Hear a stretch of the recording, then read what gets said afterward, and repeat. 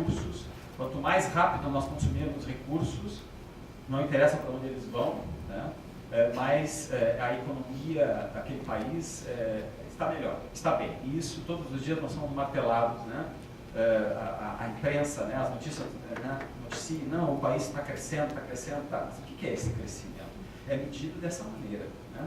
Ou seja, nós temos que encontrar uma maneira de medir a atividade econômica que considere os custos ambientais que estão simplesmente sendo transferidos para o futuro.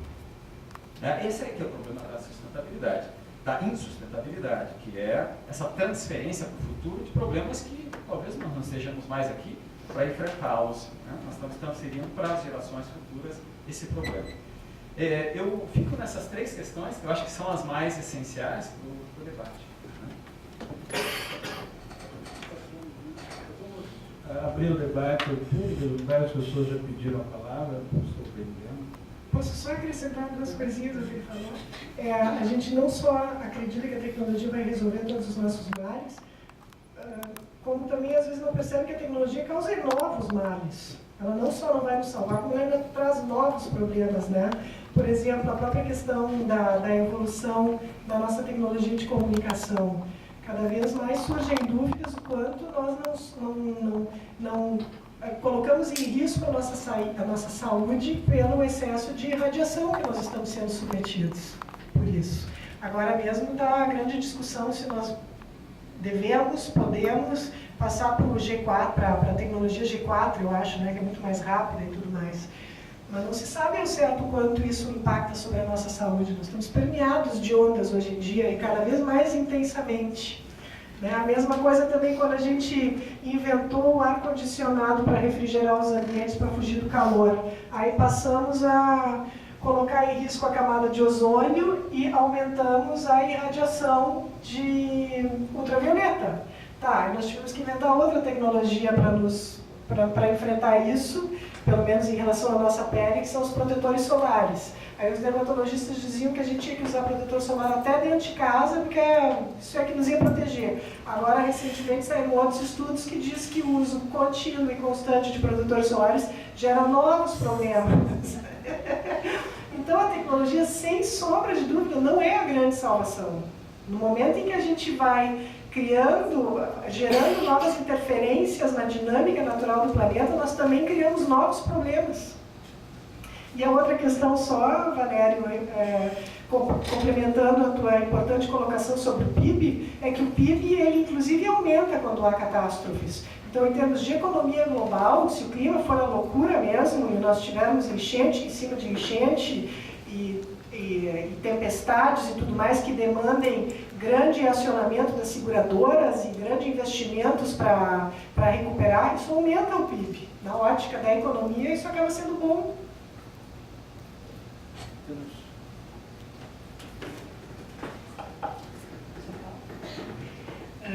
Não só, assim, um pouco mais, não só mais o mesmo, mas assim, para a gente ter também talvez um outro olhar sobre algumas questões, né? A questão das tecnologias que vão resolver tudo. Bom, então assim, a gente tem um monte de plástico, um monte de lixo, tem a reciclagem. Só que assim, separa o lixo, a gente ensina para as crianças. Só que isso aí é uma coisa que eu acho que hoje em dia não dá, mas tem que ir por outro lado, inclusive com as crianças, que é o lado do consumismo. É o lado da importância do capital, é o lado do consumismo. E a própria reciclagem, se for mesmo acontecer, ela vai utilizar uma energia tremenda, né? E fora que muitos materiais não tem como reciclar, muitos que podem ser reciclados acabam indo misturados com lixo porque não tem, né, como vender para serem reciclados. E também a profissão, as pessoas que trabalham com isso também não têm a mínima valorização, né, para estar nos calculos de reciclagem. Então tem toda uma outra situação. Então, às vezes a gente vai para uma questão de solução tecnológica e vira assim uma coisa legal até para questão de empresa, de ISO, né, de outras coisas, só que também não é uma boa solução. Além daquelas que a gente já fala, essa questão também, acho que por isso tem que ser muito pensada na questão, a gente vai continuar ensinando a separar, reciclar, ou a gente vai dar mais atenção para o reduzir, para o consumir menos, né? Acho que tem que ter um pouco disso assim até com as crianças. E a questão também dos hospitais, né, que falaste, do caos da saúde. Bom, aí o que a gente faz agora? O mesmo que a gente fez com os professores. Tem um monte de professor, começa a diminuir os salários e gera toda essa questão nos últimos, né, 40 anos ou até mais. É o que está acontecendo com os médicos. Cada vez reduz mais a questão de valorização salarial dos médicos. Aí a gente vai trazer agora pessoas de fora do país para competir mais ainda, baixar mais ainda o salário. E, no entanto, a gente não cuida da parte de educação alimentar, né? Porque o Brasil continua ainda, não cumpre nem a orientação da ONU quanto ao consumo de açúcar, né? Coisa que também já se tentou fazer a legislação, mas não passa, óbvio que não vai passar, né? Por os interesses econômicos. Então, também por esse lado, uma boa alimentação vai diminuir um monte as doenças, né? Não vai ter um monte de gente, porque nos hospitais não é só câncer, não é diabetes, é pressão alta, né? Hipertensão, são coisas assim desde adolescentes. Então, é um público que tem nos hospitais que não tinha antigamente. Então, eu estou olhando mais um pouquinho, pela minha formação, pelo lado da educação, né? Para a gente reforçar cada vez mais a questão do consumismo mesmo, né? Acho que é um trabalho mais forte, porque eu vejo que hoje as escolas trabalham muito nessa coisa com as crianças, vamos separar o lixo, né? Mas assim, aí o consumo, né? Então, só para contribuir um pouquinho. Professor, eu queria só complementar. Eu vejo que as suas colocações vêm sempre sendo de encontro àquilo que eu quis dizer com que a maior crise que nós vivemos é a cultural. E é essa que nós mais precisamos, é sobre essa que nós mais precisamos mirar, né? É justamente isso. Olha, naquilo que tu falaste da diversidade, eu quero só dar uma pequena contribuição. Eu nasci na cidade de Juí, aqui no interior. E próximas a ela existiam e existem Cruz Alta e Santo Ângelo. Havia 3 fábricas de refrigerantes na minha cidade, que fabricavam soda laranjada, refrigerantes. Eu era fã de um desses refrigerantes. E um dia viajei a Santo Ângelo e, para minha pasmice, esse refrigerante não era vendido em Santo Ângelo. Em Santo Ângelo eram vendidos refrigerantes basicamente iguais, mas de outra marca e com diferença de sabor, que não eram vendidos em Ijuí. E 2 ou 3 semanas depois eu viajei para Cruz Alta, que era outra cidade próxima. Se alguém está intrigado com tanto turismo, eu era escoteiro, né? É o meu grupo escoteiros, foi a Cruz Alta, confraternidade, sei lá o que se fazia. E lá em Cruz Alta, a mesma coisa. Os refrigerantes fabricados em Cruz Alta, que estavam à venda nos botecos de Cruz Alta, não eram nem o de Juí, nem o de Santo Ângelo, né? Alguns anos depois veio a Coca-Cola, né? E exterminou todas essas fábricas desses refrigerantes. Só com contribuição. Mas o que eu queria realmente te perguntar, claro, e eu acredito que a resposta você deu na sua colocação, desculpa, eu esqueci o nome. Valério também deu. Assim, qual é a causa de tudo isso? Né? Se você pensa isso em particular, essa fundação cai. Sim. Fundação. O que vocês pensam coletivamente? Porque vocês falaram isso, mas implicitamente. É a história da superpopulação. Né? Se a população continuasse crescendo, se o mundo, se a quantidade de humanos continuasse crescendo, todos com educação, todos com conscientização, todos preocupados com a sustentabilidade, mas se o aumento demográfico continuasse nas taxas de hoje, né, esse planeta iria para o brejo, independente de tudo que ela falou, você falou, nós pensamos, né, etc.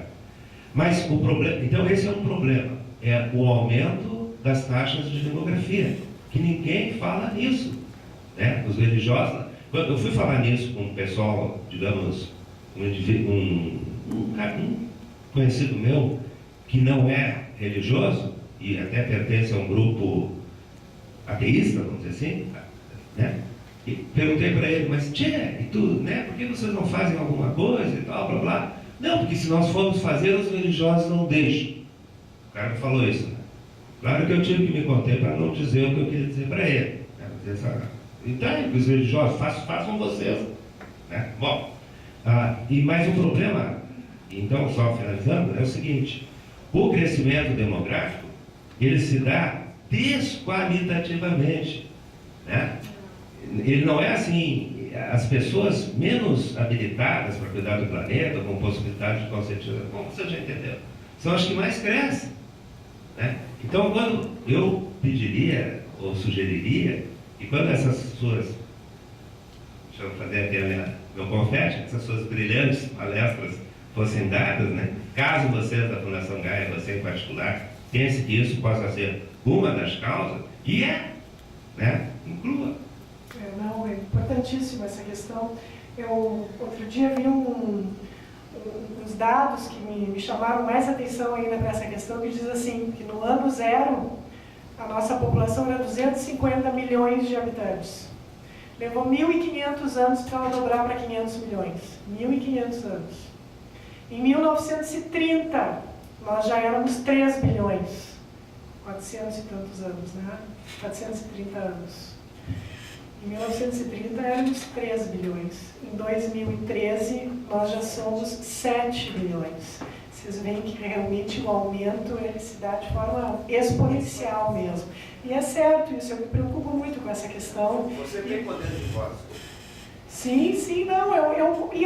Hoje, casualmente, eu não fiz uma referência específica a isso, mas em outras situações eu falo realmente. Porque é um caso, é uma questão importantíssima realmente e extremamente complexa. É verdade que justamente as populações mais pobres, a parcela mais pobre da sociedade é quem geralmente mais filhos tem, com menores condições de cuidá-los, né? Cuidar do planeta. E cuidar do planeta também.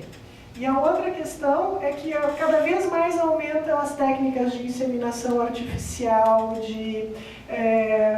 criando condições para que casais já com mais idade, mulheres de 50 anos engravidem, né? Essa é outra questão que eu me questiono muito. Eu entendo que o direito, que todos nós, seres humanos, em algum momento da vida surge aquele desejo, né? Aquela necessidade até de nós termos uma descendência. Eu acho que isso é uma coisa indiscutível e natural. Pelo menos para algumas pessoas, talvez nunca cheguem a ter isso, mas digamos que na regra todos nós passamos por isso.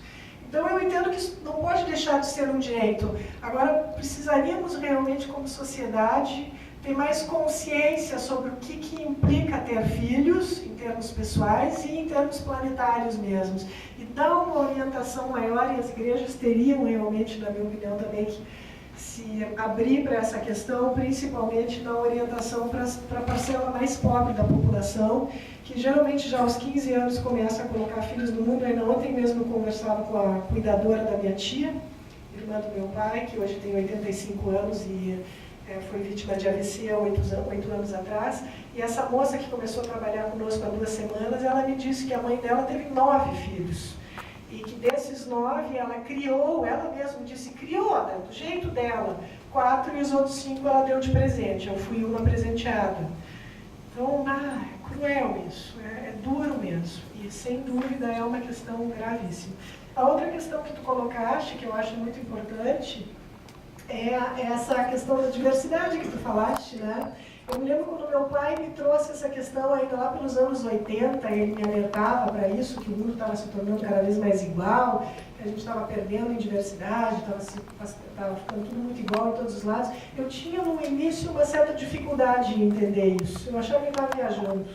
Porque cada vez que eu ia no supermercado, eu via o contrário, eu via o supermercado cada vez maior e com mais diversidade, não menos, na época da minha infância. Até que eu comecei a viajar mais pelo mundo e eu comecei a perceber que ao mesmo tempo que o meu supermercado na cidade aumentava e tinha mais diversidade, a diversidade que eu via aqui era a mesma que eu encontrava na Alemanha ou em algum outro lugar. Então, em termos planetários, realmente está diminuindo, apesar de que a gente, quando foca estritamente no nosso âmbito de circulação direto, tenha muitas vezes a percepção contrária, né? Oi, Lara, tudo bom? Eu sou a Ana Cláudia Bellini, a gente tem o Refúgio Ecológico Pedra Afiada. Eu gostei bastante que tu começou te apresentando como uma discípula do teu pai. Lá a gente também através dos meus pais, eu conheci muito da história do Lutzenberger, li a biografia dele, e lá a gente sempre conta as histórias, tá sempre, até porque o Parque Nacional que a gente trabalha, foi um decreto que ele pediu para o Collor, né? Então a gente conta todas as histórias da criação do parque e que por trás dele teve alguém que trabalhou muito pela questão do meio ambiente. E claro, tem muita coisa que convivendo assim direto numa comunidade pequena, uma comunidade de agricultor, que é a nossa lá, que trabalha principalmente com fumo, e depois de eles terem tirado toda a floresta atlântica que eles podiam, eles começaram a entrar, as indústrias tabagistas entraram muito forte lá, dando veneno, dando sementes e fazendo com que eles ficassem totalmente dependentes. Então, quando a gente entrou com o turismo, de uma maneira diferente de fazer turismo, a gente deu uma mudada um pouco na cabeça das pessoas, começaram a enxergar diferente. O mesmo lugar que eles frequentavam antes para caçar, eles começaram a frequentar olhando, mas como é bonito aqui, né? A gente, sim, sempre foi, como tá bonito. Mas sempre foi aquilo, uma grande montanha verde, mas a maneira da gente apresentar muda e faz com que as pessoas também enxerguem de outra maneira. Eu nunca tive na Fundação Gaia, mas eu tive muitos hóspedes que tiveram, tenho muitos amigos que foram. Inclusive teve um grupo austríaco alguns anos atrás que tinham visitado a Fundação Gaia, depois nos visitaram. Então eu sinto que a gente tem um trabalho, não vou dizer parecido, porque o meu é realmente voltado para o turismo, mas lá a gente não tem televisão, então a gente força que as pessoas jantem juntas, que façam as atividades juntas, que tenham um momento de mais contato pessoal do que ficar naquela dependência do nosso cotidiano, digamos. E essa mais ou menos seria a minha pergunta sobre a Fundação Gaia, porque eu sei que vocês também recebem muitos turistas e a gente lá acredita que a gente é como um oásis no mundo de hoje, né, porque os nossos funcionários também são pessoas que acreditam num modo de vida diferente, a gente não está lá por uma questão financeira, claro que isso é importante, isso nos torna saudáveis, mas a gente está lá porque a gente ama preservar, a gente ama ver os patins que vêm, ou os pequenos graxainhos, ou ver a quantidade de saídas coloridas que a gente tem. Então, para nós, estar preservando a casa desses animais, estar cuidando para que, né, é muito mais valioso. E é bom receber pessoas que valorizam isso também, que é o maior público que a gente tem. E que eu sei que também circulam pela Fundação Gaia. Então, eu queria saber de ti, o que tu entende do turismo, assim, se tu realmente acredita que é uma ferramenta para a gente começar a pensar esse novo mundo, né, que as pessoas possam...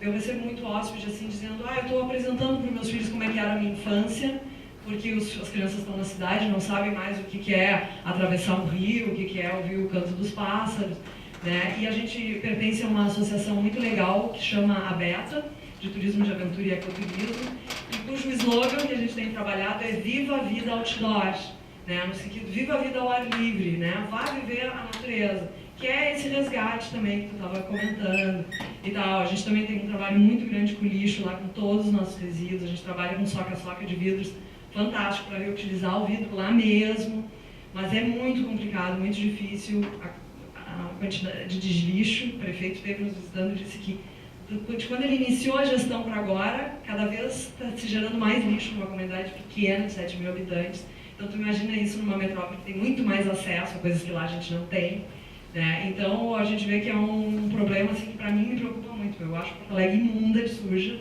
assim como eu sei que meu marido voltou do Peru e disse que está um horror de lixo, então o lixo está espalhado pelo mundo todo, né? No Pacífico a gente tem aquela camada gigantesca de lixo.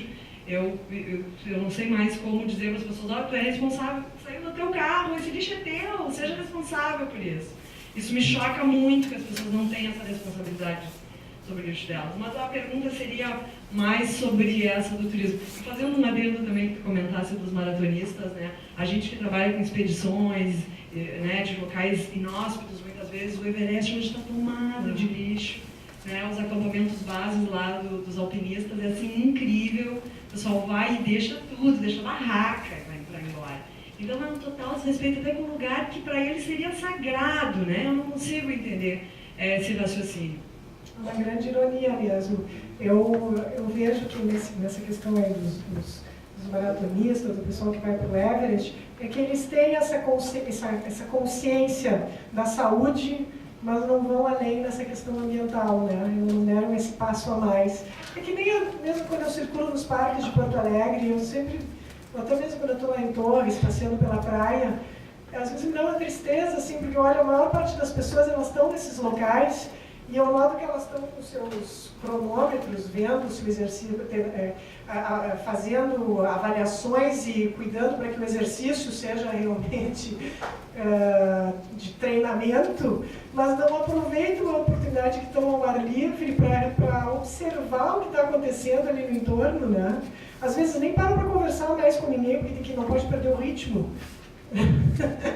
Então isso é uma incoerência, assim, de novo, um reflexo da crise cultural que eu falava e dessa alienação do mundo natural que prevalece, né? Em relação ao turismo, eu vejo que o turismo pode ser as duas coisas. Ele pode ser excepcionalmente destrutivo, como também pode ser uma ferramenta poderosíssima de construção de uma nova ética, de uma nova visão. Eu amo viajar.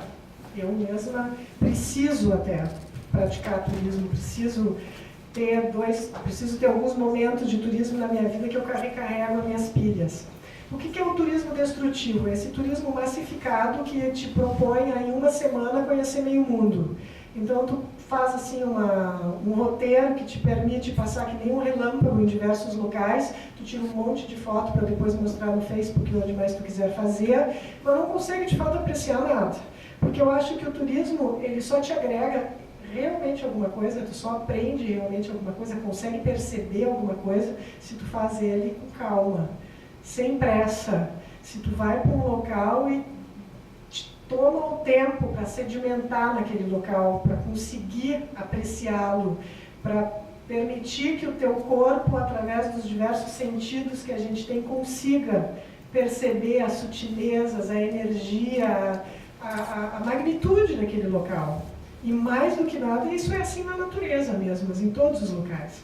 Então eu entendo que locais como a Pedra Afiada, né, e o Rincão Gaia, eles são locais ímpares, assim, que eu me orgulho muito, porque são locais onde a gente justamente busca propiciar para as pessoas esse tipo de experiência, de sem pressa conhecer, se integrar a um local diferente e se abrir para a percepção ampliada do que se oferece ali.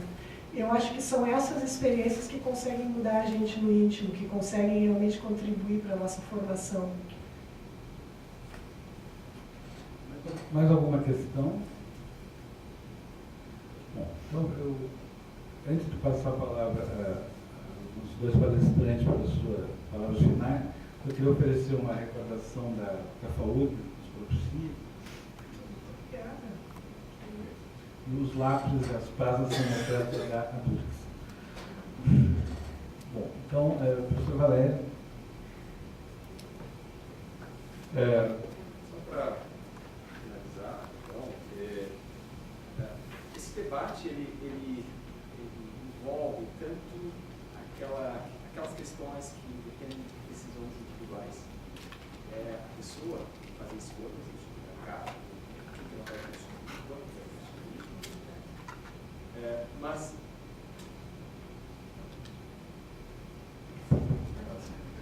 então são decisões individuais, então, de consumo. Só que essas decisões individuais elas têm limitações, né? Quer dizer, as pressões econômicas globais para a expansão da agricultura, por exemplo, no Brasil, elas têm origem em outros lugares, né? São padrões de consumo, são padrões de consumo que muitas vezes as pessoas não se dão conta, né? O ambiente está bem conservado na Europa, por exemplo. Sim, mas e a produção animal na Europa? De onde é que vêm os alimentos para as vacas e para os porcos, né? Que são produzidos lá e que os ambientes estão sendo bem conservados?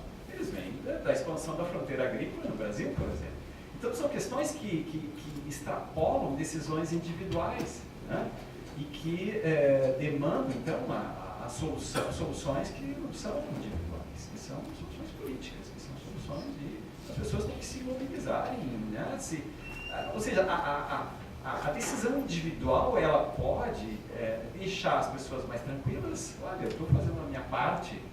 Você está fazendo a sua parte, mas na hora de votar, na hora de fazer escolhas mais políticas, não integra isso, né?